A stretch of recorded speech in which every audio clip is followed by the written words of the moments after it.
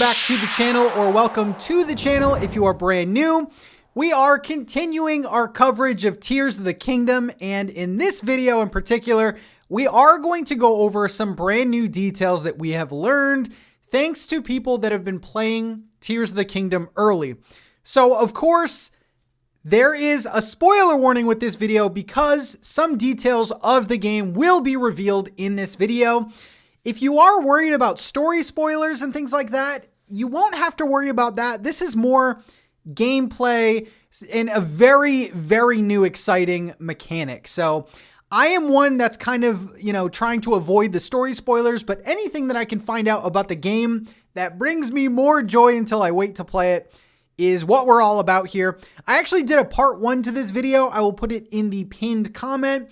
We went over things like our dungeons in the game, our shrines in the game, and yeah, some pretty exciting details in that video as well. Today we have 4 major details, and I gotta thank the Tears of the Kingdom Reddit, 4chan, just people in general that have been playing this game early.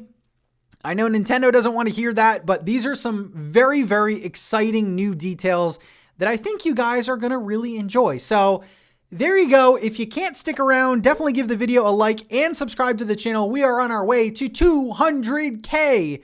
Let's get into the first detail. So the first detail we're going to be talking about is the size and scope of the Tears of the Kingdom map. Now, in the last video, I did reveal that the main floor, the Breath of the Wild land, is completely repurposed in Tears of the Kingdom. We also have the Sky Island area, and we also have the depths or underground, which takes up pretty much the entire map.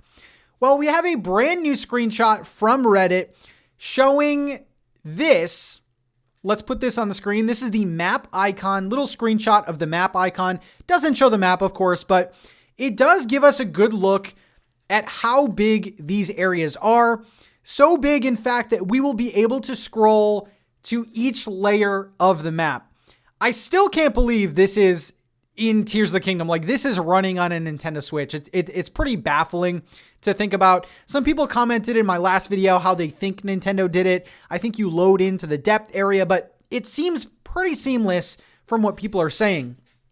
So as you can see on here, we have an icon of the surface, and judging by the D-pad directional buttons, we will be able to toggle between each of the maps shown. So the top one, of course, is the Sky Islands, and the bottom being the depths. Now, it's kind of interesting that you can switch to them on the fly. That's a great quality of life thing. And it's going to be interesting to see how the maps react in real time. I would assume as soon as you hit start and look at the maps, they would change depending on what layer of the map you're in. But it's kind of cool that you can see your relation to where you are on the Sky Islands or where you are, on the depths. So that's really cool. I'm excited that they did that, but this kind of backs up and shows that this game is really, really big. So big that they had these icons and different submenus to show you the different maps. The next detail we are going over is again about the map, but also town changes. Now, the map, a lot of people have been asking about the map because the big thing is here, well, this is just a repurposed Breath of the Wild map. And that is like half true, well, a third true, because we have the Sky Islands and the depth, the underground area. But people on Reddit and people that have been playing the game early have described the new Tears of the Kingdom map as completely new and completely repurposed. That is definitely something that we all want to hear. Now, a lot of us have been concerned about the map feeling too samey. Is there going to be areas to explore? Are things different? And from what people are saying, pretty much every area on this map is repurposed in some way. An area in Breath of the Wild that had a Hinox or a Korok puzzle is now completely different and could have NPCs there selling goods, tents, different caves and things like that. So you are going to want to explore every inch of this land again if you played Breath of the Wild, and that's pretty exciting to hear. I'm not going to go into too much spoiler territory because I feel like some of this is going to be much more enjoyable to learn on your own.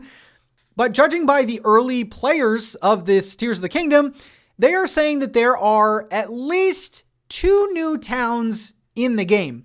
Now, I won't spoil which areas of the map they're in, but they're pretty surprising to say the least. Also, quote, there are major changes to pre-existing towns that were in Breath of the Wild. This was a big thing for me.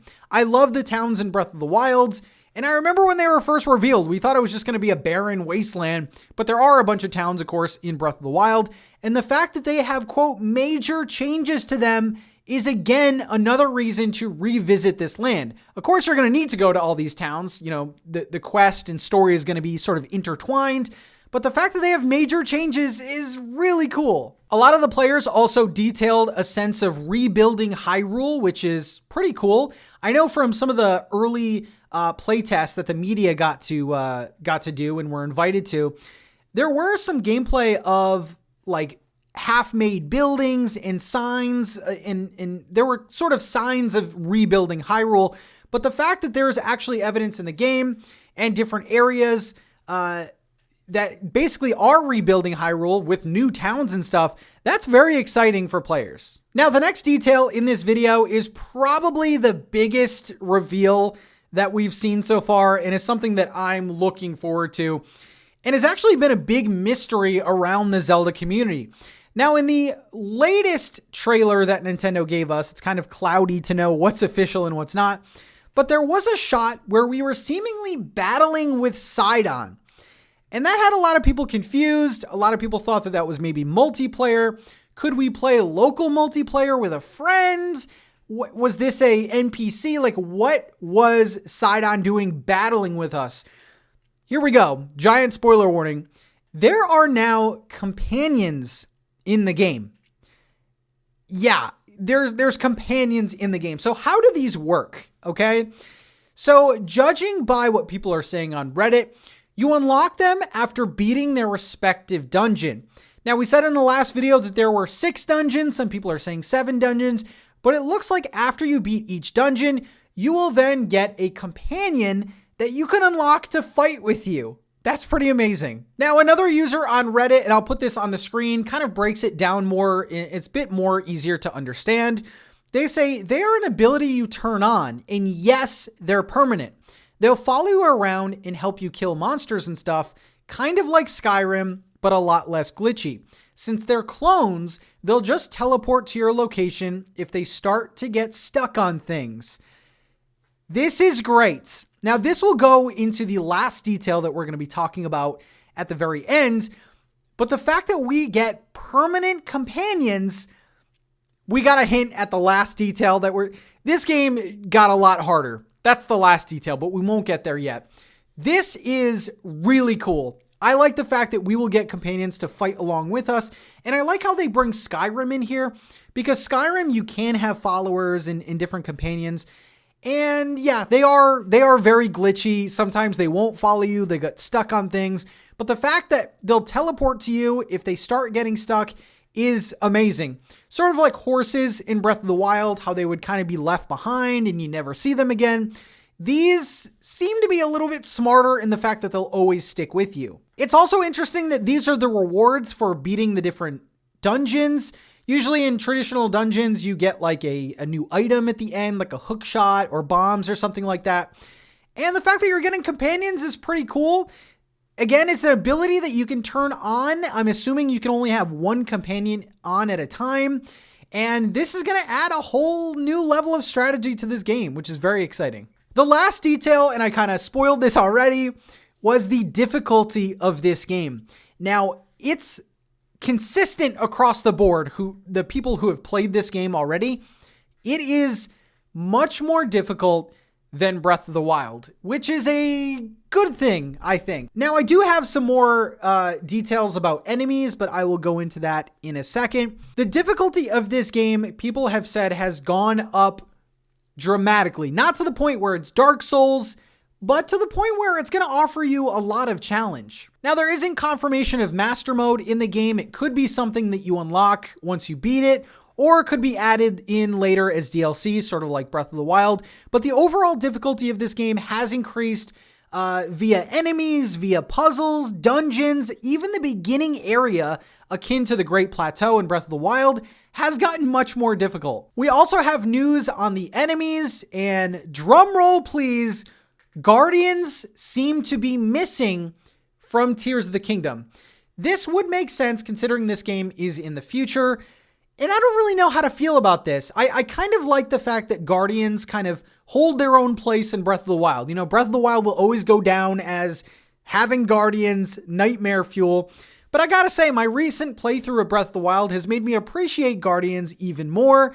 You know, unlocking the ancient armor and perfecting the parry to destroy the Guardians. I don't know, that was always very memorable to me. But across the board, people have said Guardians aren't there anymore. And one final thing about enemies, we have seen the Flame Gleeoks from Nintendo in an official commercial. But someone on Reddit said, get ready for this, the weakest Gleeok in the game is more powerful and harder to fight than the strongest Lionel in Breath of the Wild. That will tell you right there, this game's level of difficulty is going through the roof. Again, not to the point where it's like impossible and it's no longer fun, but it looks like you'll have to master all of your abilities, including the Ultra Hand, the Fuse ability, to really defeat these enemies. And you can kind of see that that's evident in the fact that you will get companions in this game. I feel like there's just going to be a lot more battle strategy going on in general. So there you go. Those are 4 huge details from Tears of the Kingdom.